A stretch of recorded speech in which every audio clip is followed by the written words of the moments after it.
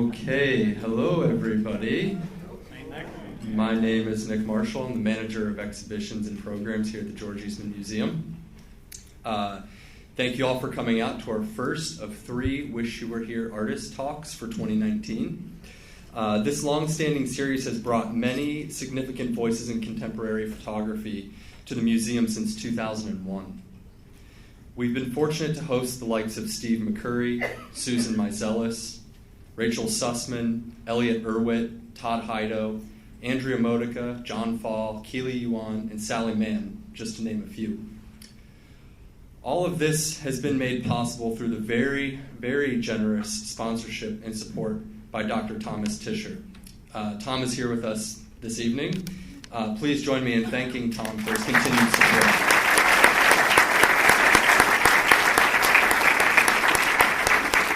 Thank you, Tom. So we're excited to add this year's lineup of speakers to the aforementioned group. For those of you who have been to the series before, you'll know that typically these talks take place in the Dryden Theater. But since we are currently in the middle of a major restoration project of the museum's colonnade, which is the area, the walkway behind the Dryden Theater, we have to have the Dryden closed until about middle of October, we're hoping. So for the time being, we're going to be doing some of our talks in here. And we'll just squeeze in and get comfy. I'm happy to see so many of you here. So on Saturday, October 19th at 2 p.m., the artist duo of Jonathan Anderson and Edwin Lowe will present on the work that will be featured in their upcoming exhibition, Voyages and Discoveries, which will be in the museum's main galleries, opening on October 18th. Let's see here, where am I? On November 7th, artist Leonard Hertzog will discuss her practice as a photographer whose projects have taken her across the globe, capturing awe-inspiring landscapes. And this is going to be another unique instance. So that talk is actually going to be in the Dryden, hopefully, on November 7th. And after Lena's talk, we're also going to be featuring a recent moving image work by her titled Last Whispers. And that's going to be our Dryden daytime screening throughout the end of October through the end of the year. And Lena is going to actually present that evening and introduce a special DCP screening of Last Whispers as our Dryden film that evening, which will be the members' film as well. So please keep that on your calendars and join us for that. Tonight, though, and the reason we're all here, we're excited to have Larry McNeil with us to share the stories and ideas behind his work. McNeil's work has been included in more than 55 exhibitions throughout the Americas and Europe, including the Eiteljorg Museum, the Center for Creative Photography, the Amon Carter Museum, Peabody Essex Museum, the Barbican Art Gallery, Princeton University Library, and the National Museum of the American Indian. His photographs are represented in the collections of NMAI, the Amon Carter Museum, the Autry Museum of the American West, the National Museum of Scotland, the Eiteljorg Museum, and the National Gallery of Canada. McNeil has also received various fellowships and awards, such as Infocos New Works Award, the Ford Foundation's Evergreen Longhouse National Creative Development Grant, and the National Geographic Society's All Roads Indigenous Photography Award. Finally, he taught at the Institute of American Indian Arts in Santa Fe, New Mexico, and is currently a professor of photography at Boise State University in Idaho. Please join me in welcoming Larry McNeil.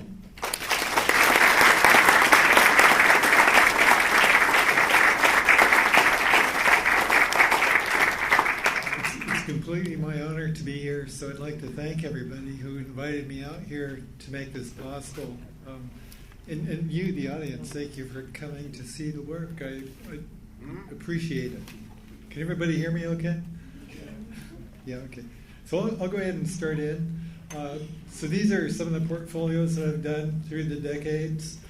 I've been a photographer since around 1977 or so and received a formal education in photography.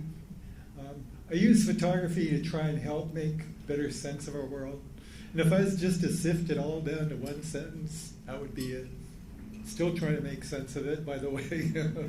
Yeah. If anybody else can make sense of it, you can email me and give me some feedback. Back home in Alaska, the ancient art looks like us. This is a poem by my cousin, Nathan Jackson. And I was talking to Nathan when he finished carving this bowl. I said, "Did you use my mustache?" I think he did. Yeah. This is a poem by another cousin, Richard Beasley from the Coho clan. And that looks just like one of my aunties. I mean, just like her. I'm amazed. Back home, I'm supposed to give a formal introduction to myself, and usually, man, these introductions can go on a long time. So this is my grandparents, where they're from, and parents, where they're from, and so forth. And I'm still amazed that my grandfather was born in 1873. That's quite a while ago. My mother's father. I have various bodies of work that I'm going to share with you this evening, and one of them is called Fly-by-Night Mythology. And I chose the Fly-by-Night Mythology title because it references our Northwest Coast creation story that has Yech, or Raven, as a protagonist. As part of our own creation story, Raven brought light to the world. This is a great metaphor for the entire series. He's also a rebellious rascal, so I really love that part because it allows artists to kind of set themselves a little more free than usual. Much of the work started as journal entries. Fly-by-Night Mythology series started as actually on this old typewriter that I got from my grandmother. And it still works. I keep it on my desk in my office at school, in our brand new office, and it just reminds me of home. This one's titled Cosmological Status, and it's using Raven as a storyteller. And this one was made as a billboard for public art in Santa Fe. And so I was having kind of fun with it because I found a Smithsonian book from 1902 that had these two skeletons in it. And there was a scientist who was putting forth the theory that humans evolved from birds.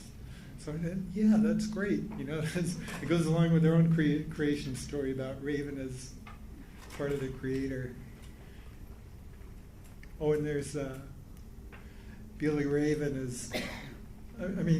Billy Graham is cruising around in a Cadillac with Raven. So there's spirituality in here too. Kincolmith is about my father's Nisga'a homeland. This is from 1998. And oh yeah, by the way, I just became an official Nisga'a citizen in April. So, and so I got this story from one of my aunties who's passed on now, and I was asking her about the name of my dad's village, and she said it translates to place on the beach where enemy skulls are planted, because there in Kincolmith it was prime land. That village has been in the same place for more than 10,000 years, constantly occupied. So the neighboring tribes would always be invading and trying to take slaves, and so there are wars going on for hundreds of years. And finally, the clan mothers, who are the leaders, decided, okay, we're going to put a stop to this nonsense. So their strategy was to invade the neighboring tribes and capture their chiefs. And so they brought them to our village site and cut their heads off and planted them on the beach. And all of a sudden there was peace. So anyway, that's just a part of, the reality. Helped us live in peace, and added bonus was that we didn't have very many Jehovah's Witness types ringing our doorbells. It was a dark time in our history. Anyone got any spare skulls hanging around? On the bottom it says, Kincolmith killer whales love 59 Cadillacs for some reason. So, Oops. So there's a closer up image, planted, so the skull is planted on a carved pole. This one is titled, Fly Don't Walk. It's from 1998. And there's text embedded in it. So a lot of these came directly from journal entries. And what I do is I just write down, ideas and thoughts. And this one says, while watching a bird in shadow dance on a very white wall, I was going to cross the street but came to a don't walk sign. Finally, the red hand turned into the figure of a white man walking. Not wanting to offend anyone, I did my best imitation of a white man walking and crossed the street. So I was showing this to my son when he was a little toddler, and he said, "Show me that walk." So I had to do it. And this is when I lived in San Francisco and was making the transition to being an artist from a commercial photographer, actually. And I love Tri-X film. The Raven-Ass Pontiac series was made because my son came home from school singing a George Washington song and wanted to give him an indigenous view of who George Washington was. So that was, so for me as a Native person, that was a little strange, for him to be coming home and singing that song. And so I sat him down and said, well, there's a broader story of who George Washington was too. And I'd always bring him home with me to Alaska too and show him, Pole's artwork and stuff and meet all his relatives up there. Raven-Ass Pontiac, and this is one of 4 prints from 1998. George Washington fought for the British as a young man against the Ottawa tribe in the Great Lakes area. Pontiac drove them out and became a hood ornament. So that was a quirky thing, because of course we know George Washington, he became the father of our country, and Pontiac became a hood ornament. And this is titled Yech, or Raven. It's second of 4 images. And I used Palladium to make this print and multimedia work. And a lot of studio work went into it. You say, in Tlingit, you say Yech for Raven. Raven plays the role of a trickster. He can be audacious and get away with it, yet tell stories that need to be told. And in the background, there's some stories that are written in both English and Tlingit. I use the negative space for making layered images, so kind of collaged look. Some layers are visual metaphors as part of the narrative. This one's titled Pontiac Flag, and it's the 3rd of the 4 prints. $1 bills. I guess it's illegal to scan them now. Back then, you could just scan them in on a computer, and I guess a lot of people were printed out money. I guess it looked real if you had the right kind of paper, but you can't do it these days. So this is the dialogue that got the series going. Raven-Ass Pontiac dialogue. So it's Raven kind of having a riff, with Pontiac. They're just kind of like sitting around talking, and Raven says, "Don't you feel cheap being a hood ornament?" Pontiac says, "I'm not really a hood ornament. This is a white man thing, like duct tape, spam, and weed-free lawns." Raven says, "So how can you talk to me when you're not a hood ornament?" And Pontiac says, "Because you asked me, I put my voice here." Raven says, "Is there any honor in it?" Pontiac says, "I have honor wherever I go." Raven, "But what about being a stereotype?" Pontiac says, "Perceptions are stereotypes, not me. Why are you asking so many questions?" And it says, I like shiny stuff. And boy, are you shiny. Pontiac says, that's just me coming through the chrome. So I wrote this. This was just a journal entry, and this is actually where the series came from, right there. And this is a Pontiac airplane. It's the fourth of the 4 prints. I love studio photography, so this was done in the studio and has some subtle details here and there. This is a Tana and a warplane. My son is named Tana, so Tana means copper. And back in ancient times, copper was the most valuable thing that we had. You know, we had just starting to use metal during pre-contact times. And the Ravenous Pontiac series is now on permanent display at the National Museum of Scotland. And I think that the Scots really loved the piece because it was making fun of the British.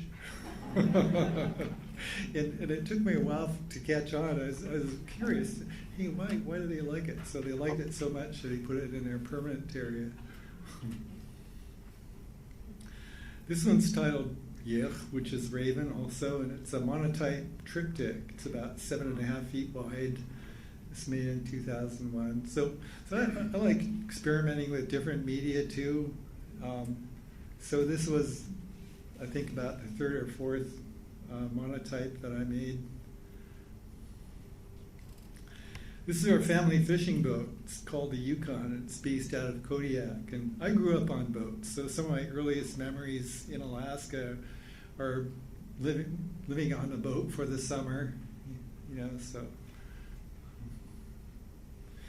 it's my first commercial fishing license at 16. You grow up fast in Alaska.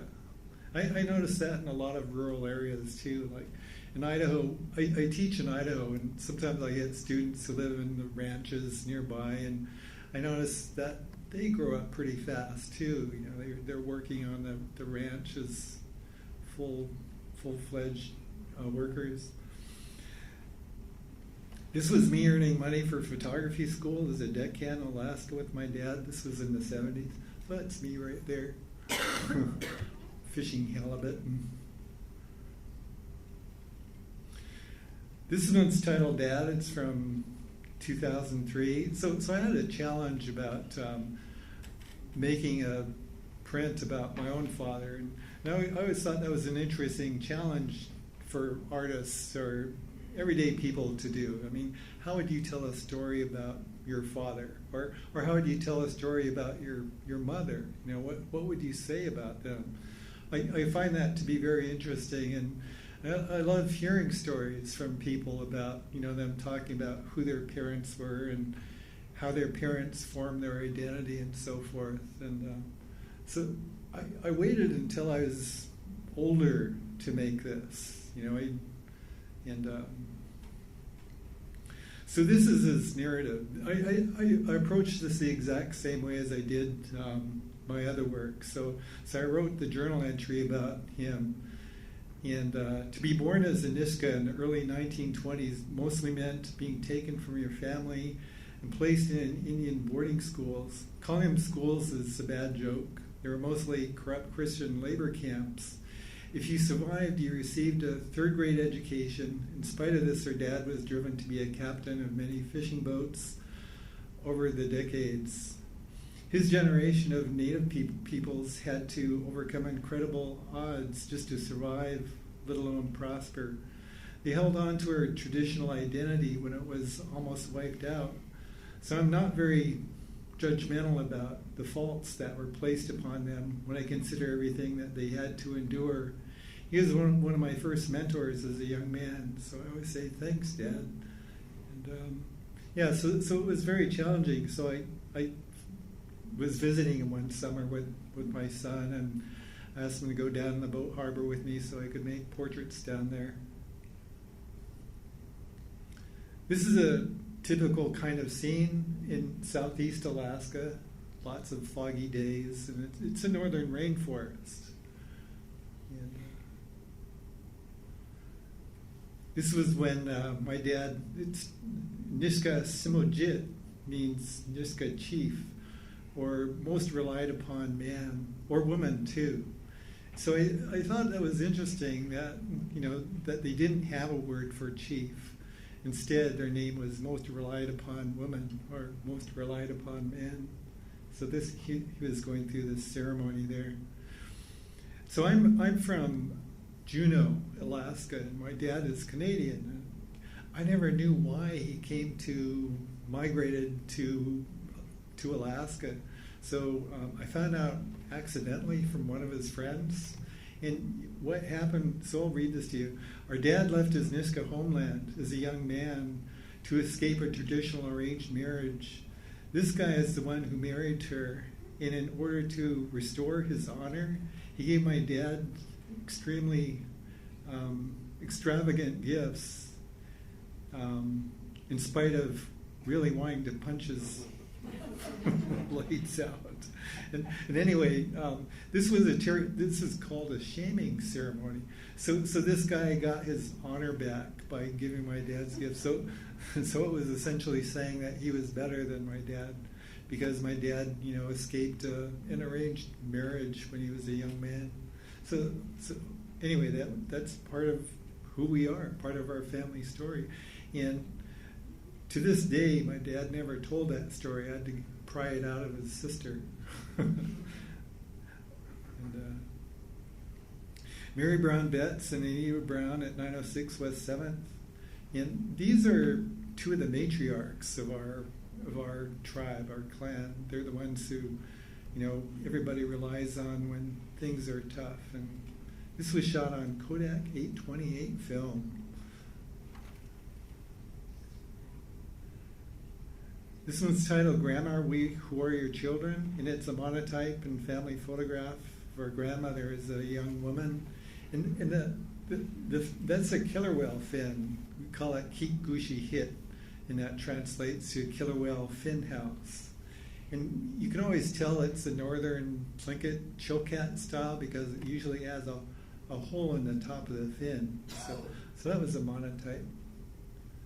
I liked experimenting with the colors too, using some of our colors, like that color on the left is called Chilkat Blue.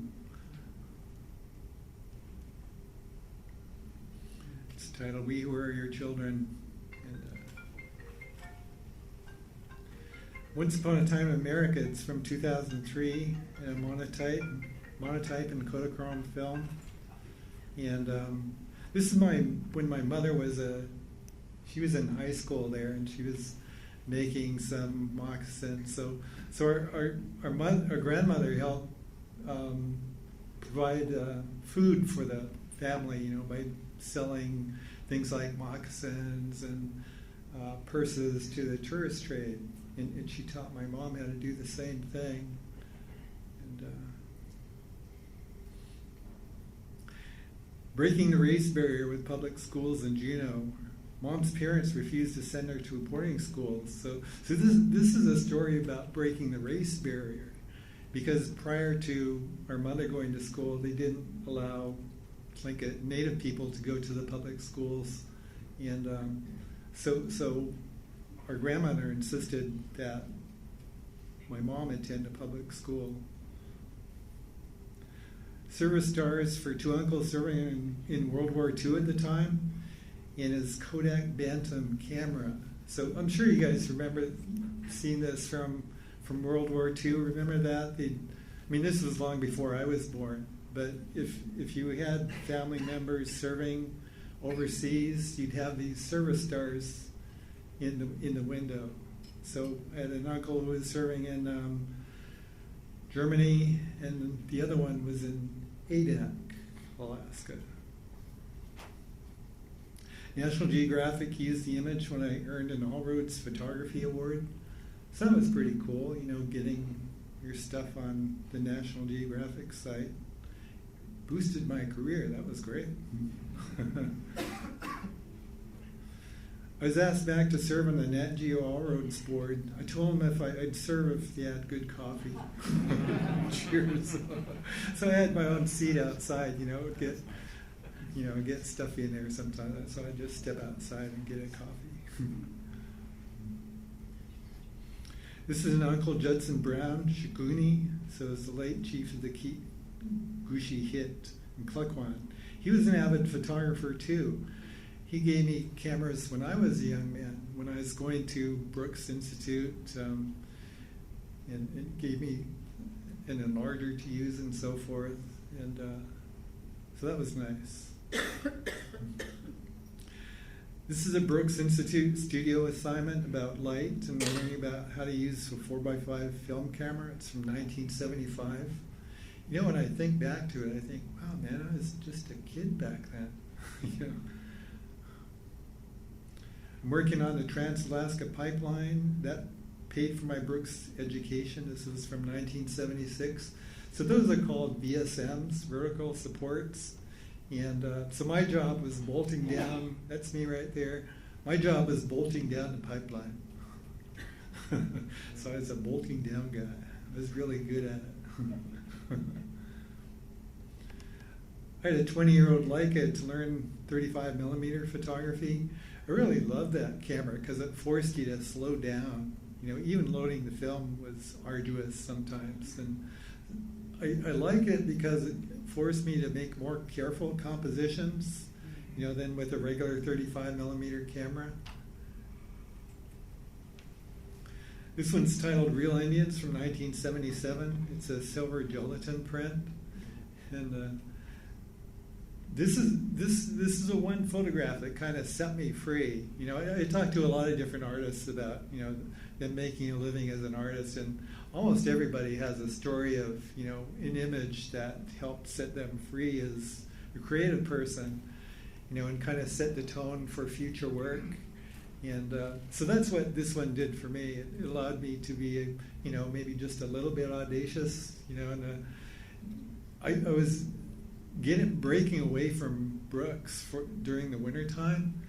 I was just driving Route 66, and I came across this scene and I drove right by it, and I thought to myself, that is so bad that it's good. So I went back and leaned against the old car that was sitting out front. Anyways, I still love this photograph. Tendency to write for some reason. Still. This one's titled In the True Spirit of White Man. It's multimedia. And all these splotches over here, that's butcher paper from my darkroom when I was making palladium prints. And after about 6 months, it looked like that. And I said, wow, man, I really like that mess right there. So I just scanned it in and used it for this one. So this one is textual. It's Manifest Destiny Dialogue. So in the true spirit of white man, I stole this car in my search for America. Just call it Manifested Destiny.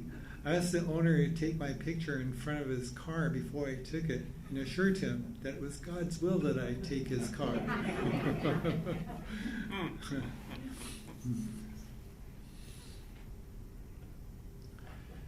God meant for this fine machine to be flying down the freeway, I told him. Are you a real Indian, he asked. I thought you were all vanished. As soon as you give me the keys, I'll be another vanishing Indian.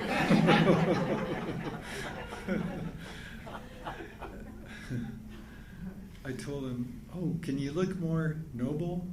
I told him, sorry, this is a stoic I can manage for now. He asked if I had any regalia to put on, to make it look authentic. This is as real as it gets, I told him. I saw in a book that you people were all vanished, he said again. I asked him if he still had his native culture and who is the vanished one, you or me. He told me that his grandfather was Edward Curtis and that he made some of the best photographs of Indians before they vanished. Like me? Kind of. Thanks for the car, I told him, but I got some serious vanishing to catch up on. So there it is.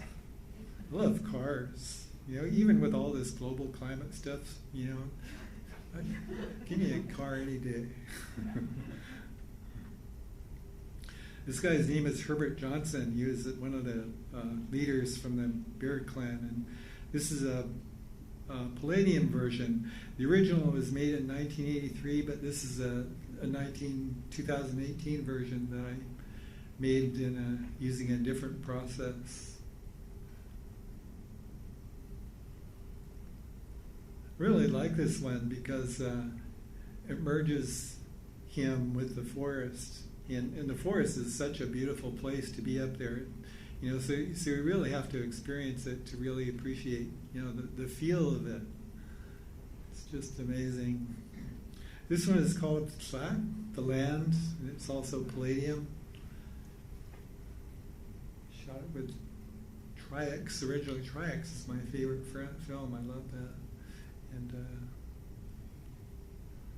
wanted to make Raven larger than life, part of the landscape, with Raven chrome film. Yeah. I was approached by a group of people, and they asked me if I wanted to participate in this Art and Embassies program. Oh man, I didn't have to think about that one. Heck yeah.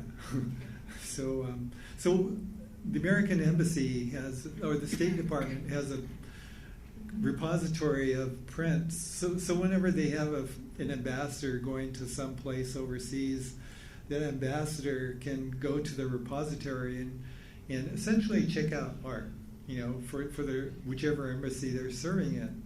You know, so with that in mind, I made this piece, you know, knowing that this is going to be a representative of the American people, and so that was great. It's titled First Light Winter Solstice. So everybody knows Edward Curtis, right? Yeah. You know, he photographed Native Americans, and of course one of the and I really have mixed feelings about him because, you know, you look at his work and there is a beauty to it.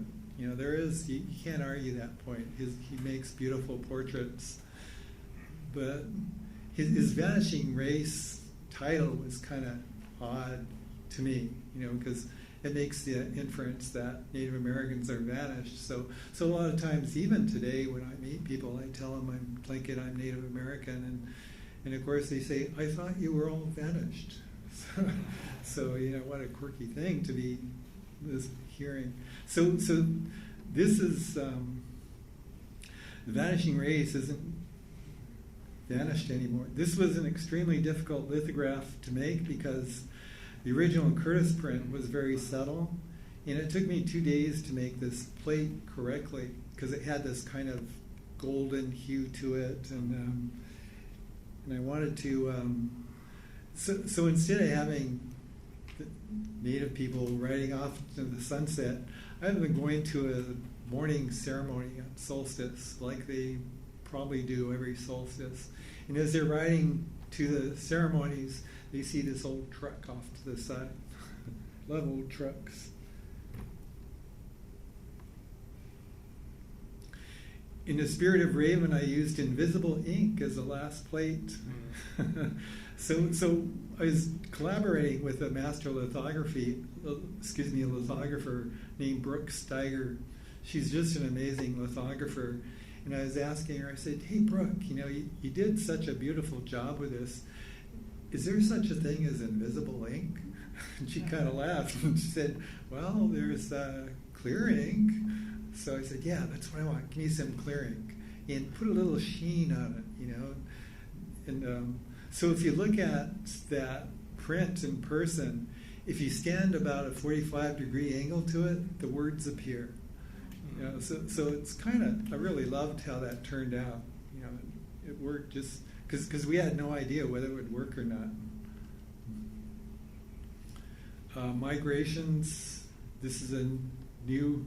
I was asked to participate in another one. Well, it was juried into this one actually, and part of it included making 2 lithographs. So I wanted to continue with the Curtis work. So you see a pattern here with Edward Curtis, my friend Edward Curtis, and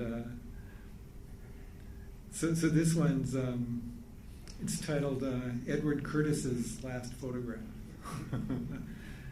and it has a cartoon part of it, and it says, "I swear by God, Bob, if that Curtis bonehead, I can't read it from here. Can somebody?"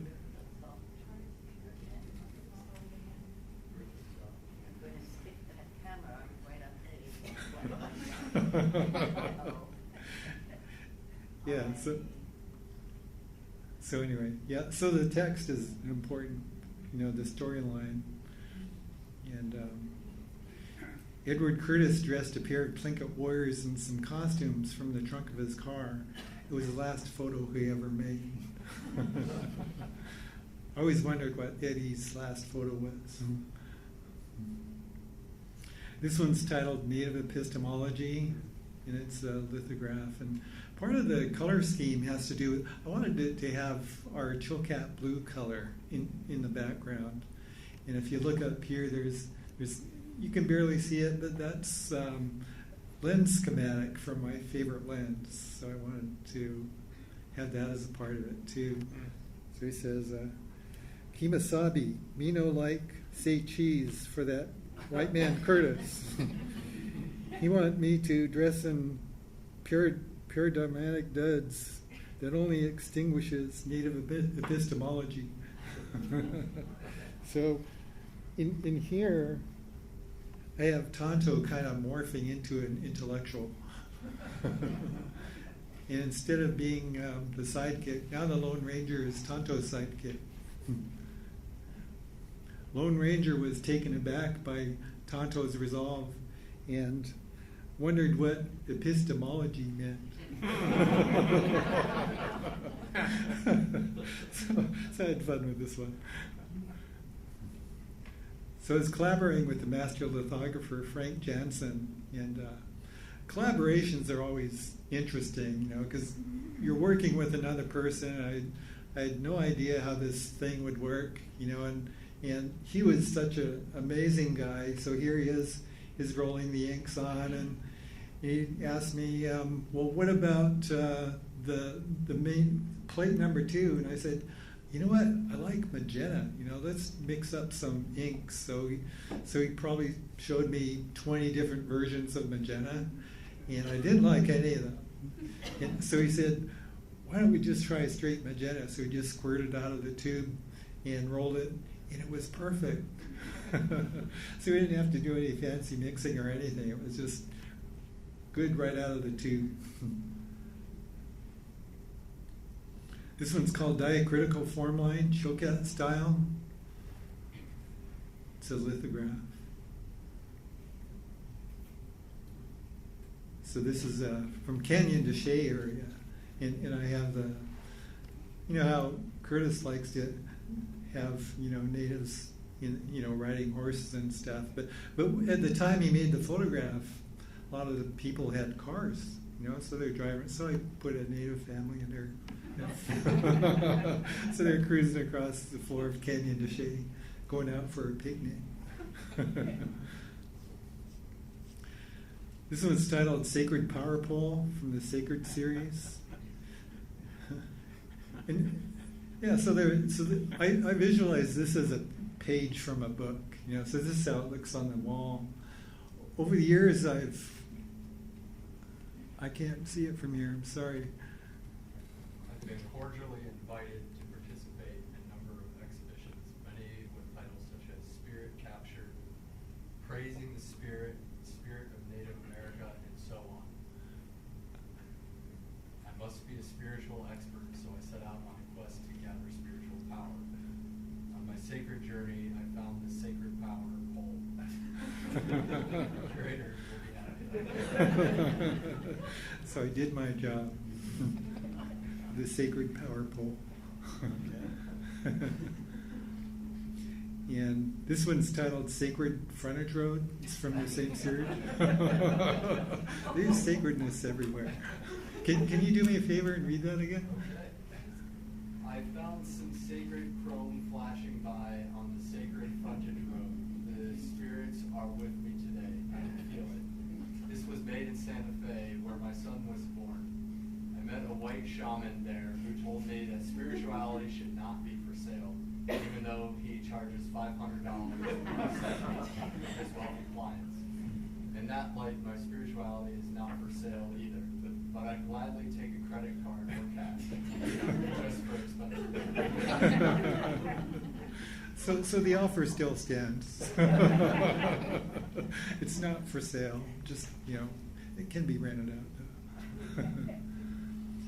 And my challenge with this was kind of interesting too. I wanted to make the chrome flashing by, and so there it is. That's a car right there, with the chrome. So the only way I could do that was with a pinhole camera. You guys know what a pinhole camera is, right? And it stops down to like f/3000 or something, and it allows you to make a 3-minute exposure in the bright sunlight. So that's what this was with an 8x10 camera. Can you do me a favor? Keep going.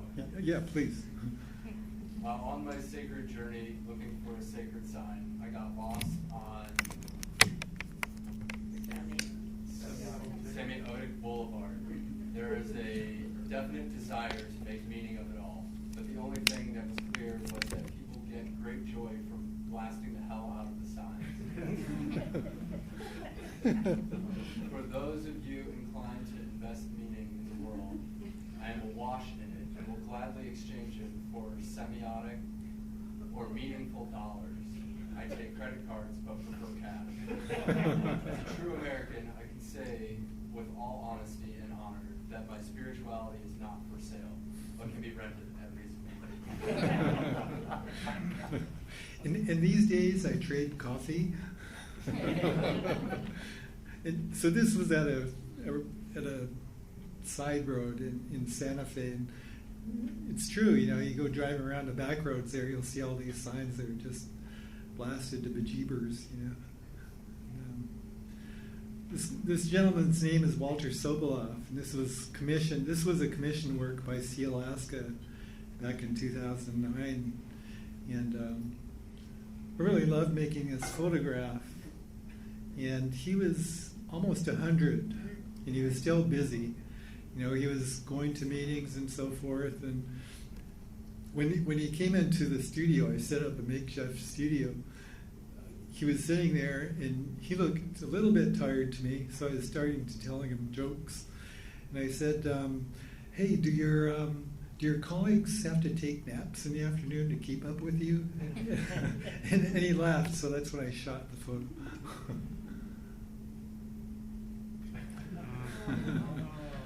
This is titled Tonto's TV Script Revision. It's in Palladium.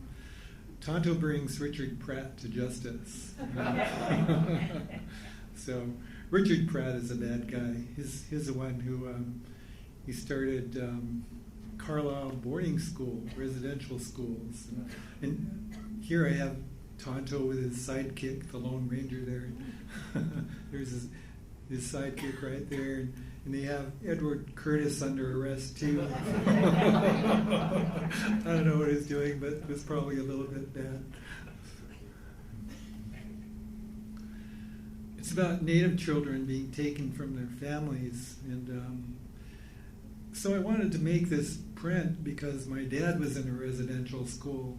So for me, it was, getting past that, and it just turned to be humorous too, and that wasn't my intent. I guess that just part of the creative process. You kind of let things happen by themselves sometimes. This one's titled "Mass, Mass, and More Mass." It's a Palladium print, and this was a collaboration with a printer by the name of David Michael Kennedy, is a master Palladium printer. And he did a fantastic job, so I always make sure I credit whoever I'm collaborating with. My sidekick lending a hand. I borrowed one of Curtis's photos where he used an assistant to make one of his well-known photographs. So that was one of the things that Curtis did too. He'd dress up as assistants in different kinds of regalia. And he had a truck. He was driving his truck around America, making his photographs. This one's titled 1491, the Feather Series. It's one of 5 from 1992. And I was asked to be in an exhibition commemorating Columbus arriving in the Americas. And of course, I said no. No thanks. But then I thought about it, and I thought, you know what, this is an opportunity to give my interpretation of what it means as a Native person, to be living in America that's been so radically changed. And I titled it 1491 because it was, of course, the year before Columbus arrived. And to me, it means hope, and all the positivity and all the good things that were happening, before Columbus arrived. 1492 from the Feather Series, and pretty simple. I really love the simplicity of the Feather Series. Just I wanted to use basic elements, and of course it's about death, and smoke, but the feather. I love the feather because it's about persevering through all that. And this one was made for the National Museum of the American Indian in 2014. And Heather Shannon had a lot to do with helping this exhibition happen, so I'd like to thank Heather for that. She works here at the museum, so thank you, Heather. This one's titled Elders, and again, it's from the Feather Series. 3 of 5. It's platinum from the same exhibition. And again, there's some, just love the simplicity with some photographs. It's about light and the feather and darkness too. I teach lighting classes to my students, and I teach them about highlights. I said, you know what? When you learn photography, it's about shadows too. You have to learn how to do shadows and do them creatively. I said, you know what? So I show them this photograph, and I said, this is about something emerging out of darkness. And just in a simple way, it doesn't have to be complex. One of the most recent bodies of work I'm doing right now is called the Global Climate Change Series. This one's titled Bonehead Humans. That's us, by the way, from 2007. It's a lithograph collaboration. And the blue marble, it's the most recognizable photograph that NASA has of the Earth, taken of planet Earth. And so I did some research about this. I wanted to find the photograph that was most recognizable of planet Earth. And since it was made by NASA, it's in the public domain, so anybody can use this image however they want, because we paid for it. And the challenge here was to make a lithograph with 4 plates and make it appear as a photograph. So I used cyan, magenta, yellow, and black. And much to our surprise, it worked. So my hats off to Frank Jansen. He was just a phenomenal printer. Raven steals the sun. Raven was white before he stole the sun. Time to steal the earth from those bonehead humans. Yeah, this one's titled White Raven Ceremonial, and it's a palladium. This is a 2018 version that I made of it. So one of the things I did was I was curious about coal-fired power plants. So I traveled around the country photographing these monumental power plants. The thing that startled me was how huge they are. They're just amazingly large. And when I was photographing this series, I got a nasal infection. It was from the emissions from the smokestacks, and it took about a month, to get rid of it. And I felt bad for the people who had to live there. There's a lot of neighborhoods just right nearby. And I feel, culpable in this too, because of course, I live in a house, has electricity, has a freezer and all that stuff. we're lucky in Idaho, though, because we get 30% of our power from dams. But that's not good enough. We have to do better than that. And Raven with soot on his beak, and there's a spruce root basket design in the background. Smokestack.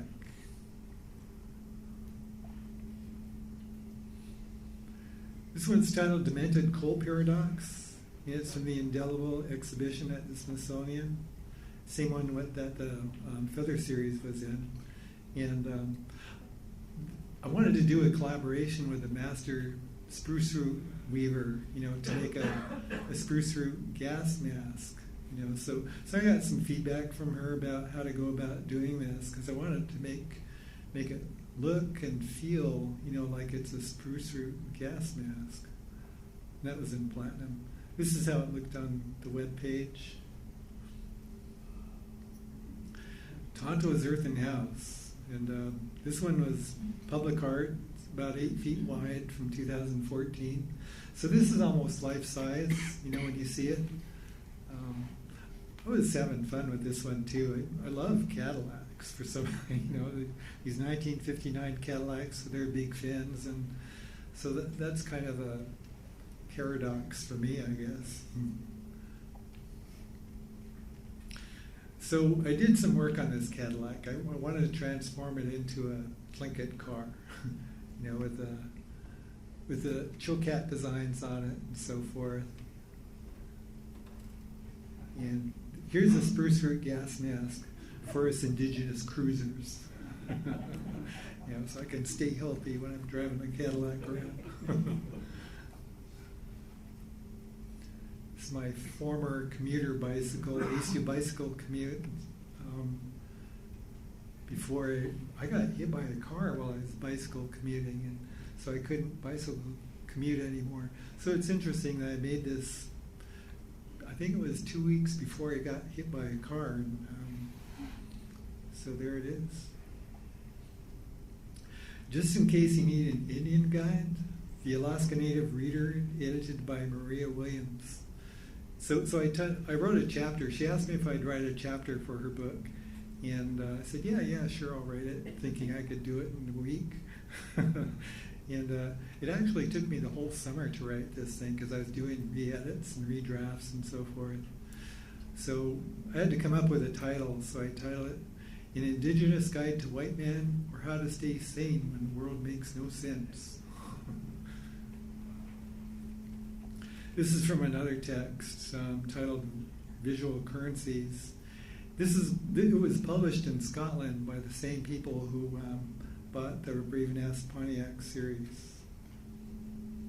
And this is from the most current project that I'm working on. I was shooting with film and using what's called a panoramic camera, and at this dilapidated site, and scanning them into the computer here. So that's the other thing I really like, mixing, analog film processes with digital media, and sometimes still going to the darkroom too. I still print in the darkroom a lot too. This is from National Geographic Proof. It's myself and Will Wilson when we had the exhibition in Washington, D.C. in 2014. And this is Hasselblad asked me if I'd share some work with them, because they gave me an award once and a web page. So this was kind of fun. I said, yeah, okay, I'll put these images up. So that was nice.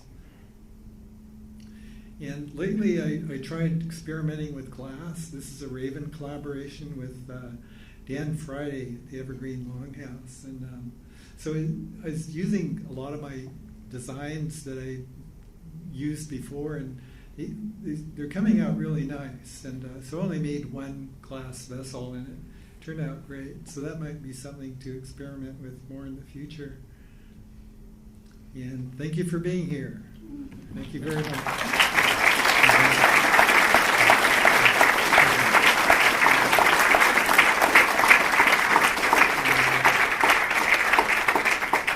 I think we may have time time for questions.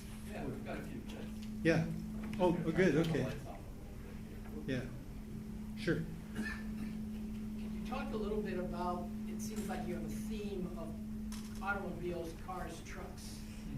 And the second thing is, as a white man, I'd like to see you walk like a white man. You got to get me a coffee first. Good answer. Yes, I'll do that for you, but bring on the coffee. I like that. So the car theme. The car theme? Is there one? I'm sorry, can you? Is there one? There is, yes, definitely a car theme, because I think that's another one of the paradoxes, you know, not just for me, but probably everybody in this room. I mean, we love our cars, right? I mean, so in order for me to live with myself while doing this work, I got a Volt.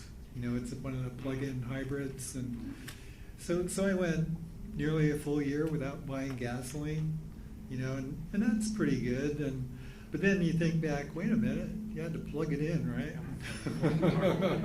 and like 70% of that is coal power, you know. So we're not there yet. So I'm optimistic, though. I think that we can be, you know. And I have a sister, you know. I was telling her about it, and she lives in Juneau, and she said, "I'm going to get a Leaf," you know. So she's going to jump on board, and my oldest brother, you know, he likes fancy cars, and you know, he said, "Yeah, I'm gonna." He has a Lexus from 15 years ago. It's still running really well, and he said, "You know, I wanted to buy an electric car, but my Lexus just refuses to die."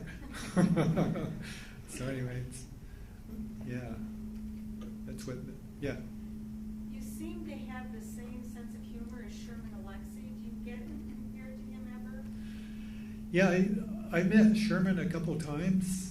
Yeah, he is a funny guy. But with the heart of what really is in your soul, you know, his films are very funny. I read his last book about his mother, because there comes from so much pain, and yet also a lot of love in his case, you know.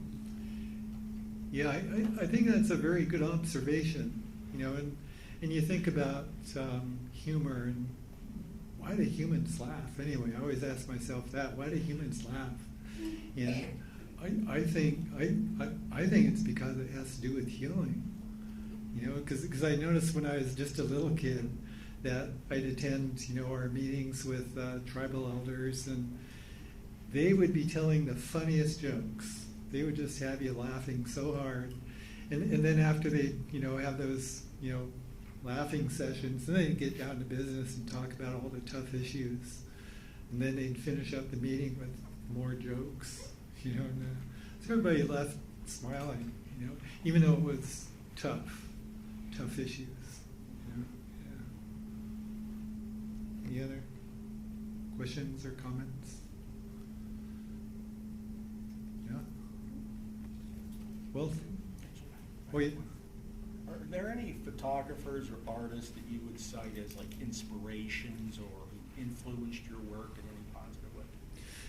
Yes, I grew up with a lot of relatives as artists, and so it's nice to, when you're just a little kid, you know, to go to a cousin's studio, and usually it was just like, looked like a big garage, you know, and you know, it was cold in there in the wintertime, but they're in there carving or painting or whatever. And so from a very young age, you know, I realized that there are people that have their livelihoods as being artists.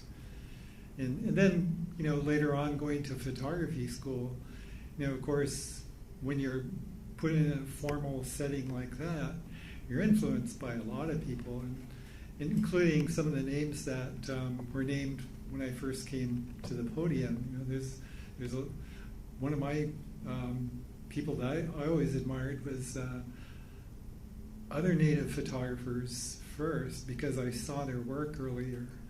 You know, like Lee Marmon. I don't know if you're aware of him or not, but he's in his 90s now and still alive.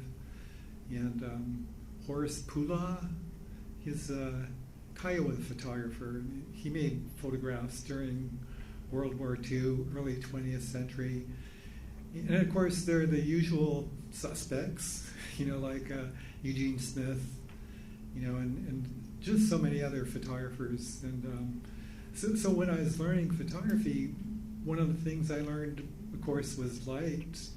And in my opinion, Eugene Smith was the best at photojournalism, and capturing these very realistic scenes, using just a camera and one of the small pocket flash things and so forth. And so, yeah, influenced by a lot of people.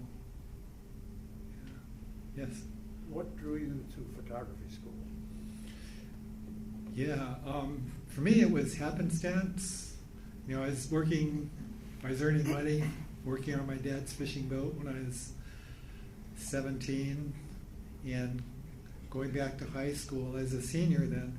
And I was walking downtown buying my supplies, and there was a old pawn shop right next to a office supply place. I was looking at cameras in the windows and just found one that I could afford, and enrolled in a photo school when I was a senior, in a photo class when I was a senior in high school. And we had a really great instructor then, and so I was inspired by that, and seeing photographs too, growing up and seeing photographs, because they're nearly everywhere in the course, as we know.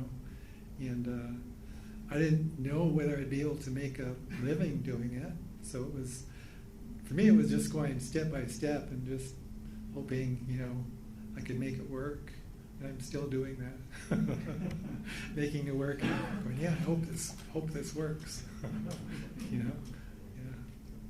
Thanks. Yeah. How did you find it making the transition from commercial photography to fine art? Good question. Did you hear his question? Yeah, about making the transition. I never intended to be a commercial photographer. I went to a school called Brooks Institute. It is a school of professional photography. And so I learned commercial photography too well.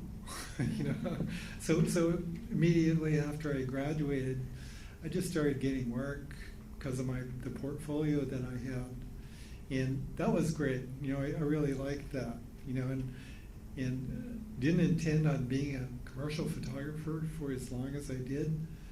For example, when I was nearly graduating with my undergraduate degree, I was corresponding with Beaumont Newhall. So I still have his 2 letters from him.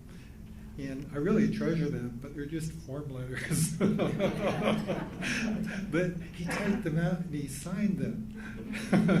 So I have 2 really beautiful form letters from Beaumont Newhall. And I was describing my plans to go to graduate school at University of New Mexico. So that was my original plan. It was that life kind of sidetracked me. But anyway, to answer your question, it had to be a very conscious effort on my end. So I invested in myself. I saved enough money so I wouldn't have to work for a year, and just worked just on a new portfolio for an entire year. And that was luck, I think. I think a lot of that was luck, because having the luxury of being able to spend a year just making whatever kind of photography strikes you. And the good thing with me was that I already had the photographer's discipline,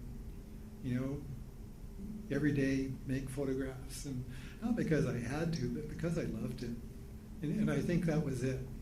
The passion and the love for photography is what allowed that to happen, and luck. And then later, coffee. Yeah. There's one in the corner over there. Oh, yeah. So can you talk a little bit about how you started incorporating text and writing into your work, and just being from a photo image based, and how that happened? Oh yeah, that's a good question.